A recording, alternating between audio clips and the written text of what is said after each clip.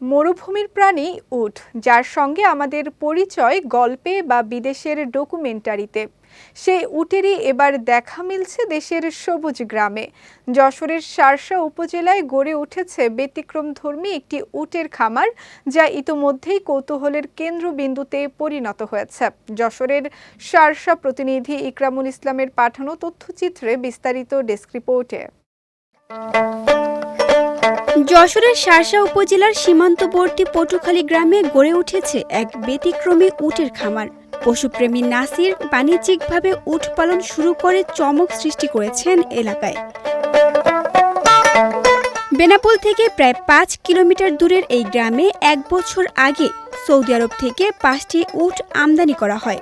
এখন সেগুলোই হয়ে উঠেছে স্থানীয়দের আকর্ষণের কেন্দ্র। প্রতিদিনই দূর দূরান্ত থেকে মানুষ ছুটে আসছেন উট দেখতে। কেউ ছবি তুলছেন, কেউ ভিডিও করছেন। উৎসবমুখর পরিবেশ পুরো এলাকা জুড়ে। উটগুলো আমরা দেখার জন্য মাশাআল্লাহ এখানে আসছিলাম, তো দেখে মাশাআল্লাহ খুব ভালো লাগলো। এগুলো বলে যে আসলে মরুভূমির জাহাজ বলা হয় আরব দেশে। আমি অনেক দূর থেকে এসেছি এখানে পটুখালী, এই যে উটের একটা খামার হয়েছে। সাধারণত বিদেশের মাটিতে থাকে, এসে খুব ভালো লাগলো। আমি নাসির ভাইয়ের খাটালে উট দেখতে এসেছি, আমার তো ভালোই লাগছে। বিদেশি জিনিস আমাদের দেশের মাটিতে এসছে। পটুখালী চাষ হয়, নাসিরউদ্দিনের খামার দেখতে খুব ভালো লাগে। খামারের পরিচর্যাকারীরা জানাচ্ছেন উটগুলোর জন্য নেওয়া হচ্ছে বিশেষ যত্ন। প্রতিদিন 3 বার গোসল করানো হয় এবং পুষ্টিকর খাবার দেয়া হয় নিয়মিত। 3 বারে খাদ্য খায়, সকালে, সন্ধ্যে, দুপুরে। এরা খায় সয়াবিন, গম, ভুট্টা, ছোলা, আলু, নিমের পাতা, বটের পাতা।